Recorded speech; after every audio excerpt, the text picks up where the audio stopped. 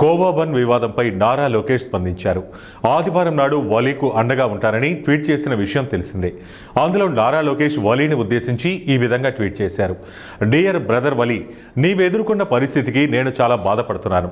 ఇలాంటి విభజన రాజకీయాలకు, మతపరమైన వేధింపులకు మన తెలుగు సమాజంలో చోటు లేదు. త్వరలోనే నేను నిన్ను కలుస్తాను. నీ ఫేమస్ కోవా-1 రుచి చూడాలని ఎదురు చూస్తున్నాను. మనమందరం కలిసి నిలబడదామని తెలిపారు.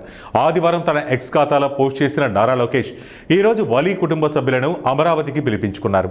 మంత్రి కార్యాలయం నుండి వలీ కుటుంబ సభ్యులకు పిలుపు రావడంతో వారు ఎంతో ఆనందంతో వెలుగోడి నుండి అమరావతికి బయలుదేరి వెళ్లారు. నారా లోకేష్తో పాటు జనసేన ఎమ్మెల్సీ నాగబాబు వలీని కలిసి అండగా ఉంటామని భరోసా ఇచ్చారు.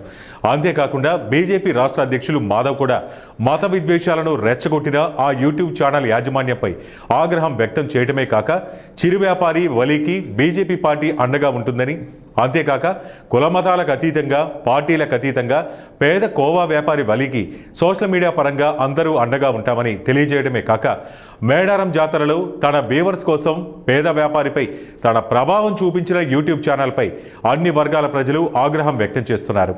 అంతేకాకుండా ఆ ఛానల్ యాజమాన్యం రిపోర్టర్పై ప్రభుత్వం సుమోటోగా తీసుకుని కేసు నమోదు చేయాలని డిమాండ్ చేస్తున్నారు. ఇదిలా ఉంటే ఎంతో మేధావిని తనకు తాను చెప్పుకునే యూట్యూబ్ ఛానల్ అధినేత్రి ఇప్పటికీ తన తప్పును ఒప్పుకోకుండా ఆ సంఘటనను వ్యతిరేకించిన మీడియా జర్నలిస్టులపై ఆగ్రహం వ్యక్తం చేయడమే కాక వారికి జర్నలిజం పట్ల అవగాహన ఉందా అంటూ ప్రశ్నించడం పట్ల ప్రజలు తీవ్రంగా వ్యతిరేకిస్తున్నారు.